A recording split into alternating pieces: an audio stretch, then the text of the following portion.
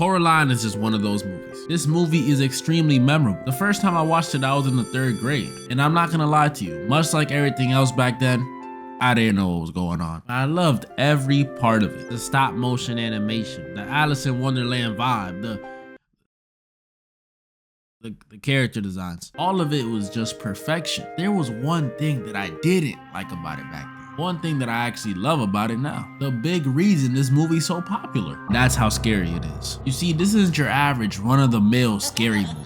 This isn't Rent is Due Tomorrow scary, telling your crush you like them scary, or even that kind of scary. This is creepy. From beginning to end, this movie has you confused, creeped out, and contemplating why you even watched it. Especially the ending. It gets weird. So today, ladies and gentlemen, we'll be going over by far one of the most terrifying movies in existence. So grab your popcorn, get your favorite stuffed animal, and try not to.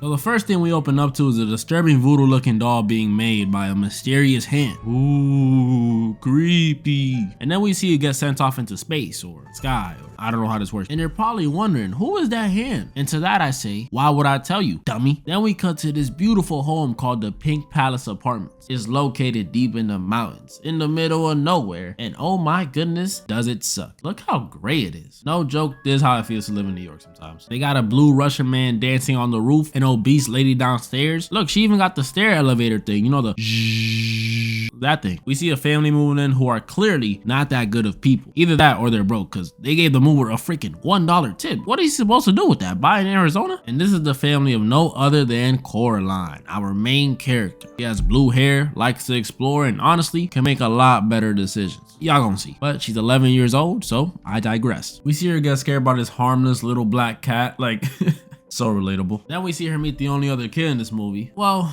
the only other kid that we see alive. Why were you born Wybie? Which is a hideous name. Your mommy and daddy definitely don't love. He tells Coraline that his granny owns the Pink Palace, and normally she doesn't rent to people with kids, which is very suspicious if you ask me. Why Were You Born runs home and Coraline gets a rash on her hand. Then we cut back to Coraline's home where she's bored out of her mind. And this is where we meet Coraline's parents, who when I was younger, I thought were terrible parents. But nah, they're just trying to put money on the table and Coraline is constantly bored. They are struggling. That explains why they gave bro a $1 tip. They can't even afford to give him a $2 tip. Like, look at the mom. She literally has a neck brace on because he got into a car accident on the way up there. So you know that cost him some money. Then look at this fridge.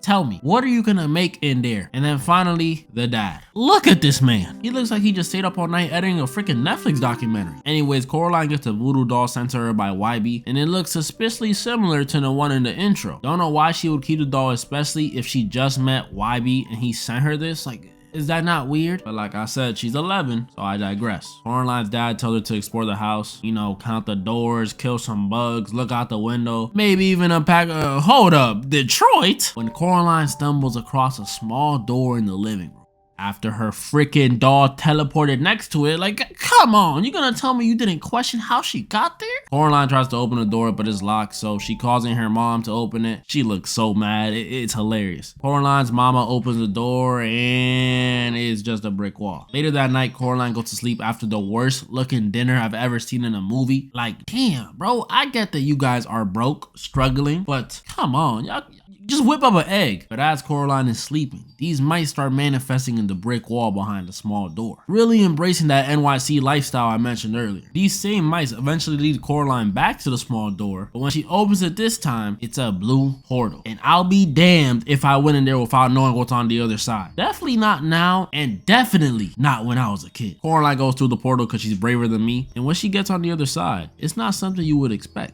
She goes through, and it's the exact same room she was just in, but something feels a little different. Then she walks into the kitchen and sees her mom, but with buttons instead of eyes. This is her other mother.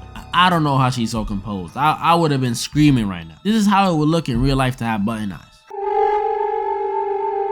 Yeah, no, I'm breaking down in tears. So the other mother was actually whipping up some dinner for Coraline, which is pretty convenient considering the other stuff that she had to eat. It's almost like she knew. And while she waits for dinner, Coraline meets the other father. Coraline's other father is an interesting character because he's a king. So he sings a song for her and then dinner is ready. Hey, I can't lie. This food looks finger licking good. They even had a little gravy train and then the magical cake. Maybe this world isn't so bad. Coraline heads to bed where she has stuffed animals that talk, bugs that talk, pictures of people talking. Wow, this dude is hideous. Coraline goes to sleep and sadly wakes up back to a no gravy train having reality. On the bright side though, her rash is gone. Bad side, door is closed. And her parents are not believing a single word that she says about the other world. Her mom sends her to go meet the neighbors downstairs, but before she does that, we meet the dancing blue Russian man, Mr. Babinski. When I first watched the movie, I was suspicious since the mice came from his apartment, but he actually warns Coraline, telling her, Caroline, the mice. Jumping mice? The mice said do not go to little door. They said it is dangerous. Here, have beat. Coraline goes downstairs where she meets Spink and Forcible. My goodness, are these two a lot? First of all, they have like 18 dogs. They argue over everything. And later in the movie, I don't even want to talk about it yet. So these two are into that magic stuff, you know, fortune telling. And Miss Spink tells Coraline she sees danger in her future, while Miss Forcible says she sees a giraffe in her future. But either way, to be very, very careful. And then she leaves. Coraline sees Why Do You Exist, YB? And he tells her that he's never been inside the Pink Palace because it's dangerous. And his grandma had a twin sister who disappeared there when they were little. And on top of that, I gotta go. very suspicious indeed. Must be the giraffe. Later that night, we see Coraline leave out some cheese for the mice, who again lead her back to the portal. And again, she sees the other mother, who's again whipping up some dinner for her. And she sends Coraline to go get the other father because he's as hungry as a pumpkin. And when Coraline goes outside, she sees this beautiful garden. I mean, it's magnificent. I don't know if Coraline's that dark, my boy. After dinner, other mother introduces Coraline to Mute YB, and he can't talk. Coraline, is that not weird? Coraline and Mute YB go watch a show hosted by Button Eye Mr. Babinski. It's nice, it's fun. Coraline goes to bed with 3 people watching her. I don't know how she does this. He wakes up back to the terrible reality, and when she runs to check the door this time, it's locked. Coraline asks her mom why she locked the door, which she proceeds to say is because she found rat boo-boo on the floor. That's disgusting. Coraline goes all emo white kid on her mom, saying, "Get the freak out of my house, mom!" And that's exactly what she does. But while she's gone, Coraline finds the key in a pretty dumb hiding spot in my opinion. She opens the portal, this time during the day, and goes through and meets the other cat. Or at least what she thought was the other cat. He's really just a regular cat. It just happens that he can hop dimensions and talk in this one. He tells Coraline that this world may seem to be all peaches and roses, but it's not. The Mute YB told him so. Kitty Cat runs off. Coraline and Mute YB go to Spink and Forcible show. And my goodness, this is probably the most out-of-pocket stuff I've seen in a kid's movie. This is what I was alluding to earlier. I can't show it on YouTube because YouTube might snipe this video off the face of the earth, but trust me, it's bad for a PG movie. Just imagine the Little Mermaid was built like Ursula. All I'm gonna say. After the show, Coraline goes back up to the house with her other parents. This is where stuff starts getting very disturbing. When they get back upstairs, the other parents offer Coraline to stay here forever. Infinite food, infinite events, infinite gravy trains. And obviously, Coraline is very happy to do so. But the condition is, in order to stay forever, Coraline would have to sew buttons into her eyes. And it gets worse, because after Coraline says no and tries to run upstairs, she finds out she cannot go home. Coraline tries to run away and runs into the kitty again, where he reveals the truth. The other mother pretty much created this whole world to impress Coraline. But why? Well, she might want to eat her. Kitty Cat kills one of the mice who tried to warn the other mother of Coraline's arrival. Guess you could call him a rat? And Coraline goes back inside to try and get through the little door. But she's stopped by this huge Sam Sulek looking cockroach, which ends up being a whole room of insect furniture with the other mother waiting for her. Ugh, even a bug chair? That's nasty. Coraline and the other mother argue, and the other mother reveals her true form. Well, like stage 1 of her true form, which is bony, creepy, and tall. Like, what are you doing? The Lakers need a backup center, my boy. Other mother locks Coraline behind a mirror where she meets the ghost of the Beldam, aka the other mother's previous victims. My goodness. They ended up going through with the bun procedure and getting Ian alive. By the way, this one right here is YB's grand auntie that went missing. Rest in peace, my boy. They ask Coraline to help find their eyes before she escapes in order to free their souls. Yeah, you're tripping. I'm supposed to risk getting Ian because y'all were dumb enough to put buttons into your eyes? The Pilgrim Kid, I'll cut you some slack. Life must have sucked back then, I know. Latest time in your life must have been the Salem witch trials. Coraline agrees to help the kids when she's suddenly pulled out by these mysterious hands, which just ends up being the mute YB, whose mouth got freaking sewn into a smile on some Joker stuff by the other mother.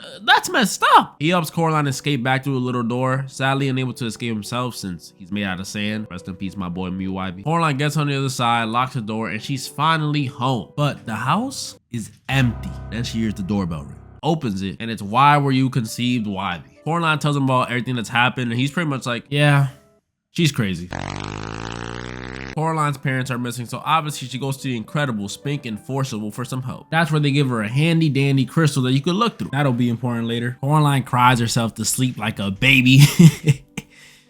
Relatable. When she's woken up by the kitty in the middle of the night, he shows her that her parents have been captured. The other mother has taken them. Coraline finally gets rid of the doll, goes into her Terminator mode. She's determined to save her parents now, so she suits up and ventures back to the other world with a plan. Oh, heck no. What happened to the other father? Coraline challenges the other mother to a game. Coraline has to find the ghost kid's eyeballs and her parents, and if she loses, she has to sew buttons into her eyes. They agree. Coraline goes to the first location, the garden. She finds out the crystal the old ladies gave her allows her to see through walls and locate the kid's eyes. Very convenient. Other father, like the king he is, gives Coraline the first eye. R.I.P. the king. Next location is the theater, where other Spink and Forcible are actually 2 pieces of candy. Coraline makes a bunch of bats swarm them and she takes the second eyeball, which leaves her with one final eyeball and her parents left. Last location is a circus tent with other Mr. Babinski, who actually turns out to be controlled by a bunch of rats. And while the rats are running away with the eyeball, Coraline decides to throw her most useful item out the freaking door. Luckily, Kitty Cat caught the rat, and the whole other world starts crumbling since Coraline drained it of its power. Coraline finally confronts the other mother, who is now, what happened to you? Who is now freaking full spider mode. Other mother doesn't let Coraline leave because she hasn't found her parents yet. But Coraline does an insanely smart play and distracts the other mother long enough to find the snow globe where her parents are trapped. DerekFDB levels of intelligence, if I do say so myself. Coraline throws her only ally at the other mother, and while he scratches away at her face, Coraline takes approximately 6 to 8 business days just to start moving. But then by the time she does, the other mother goes X Games mode and makes a huge spider web and starts tweaking. Coraline narrowly escapes through the small doors thanks to some anime logic afterlife help from the ghost children, and finally frees her parents from the horrible clinches of Detroit. Am I too mean to Detroit in some of these videos? Here, I'll pick another city to pick on. I gotcha.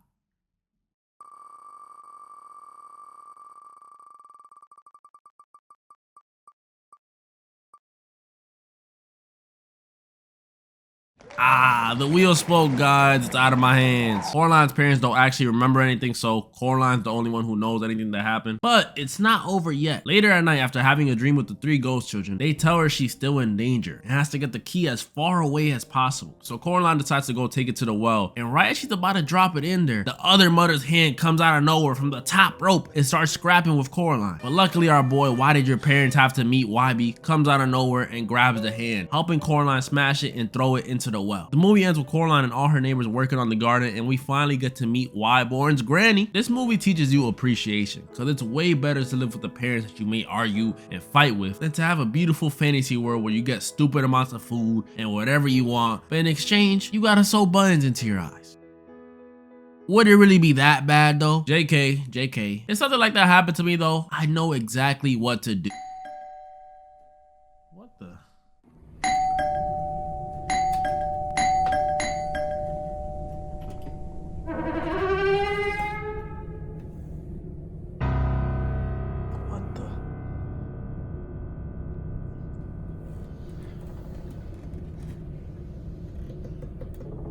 I don't even look like this.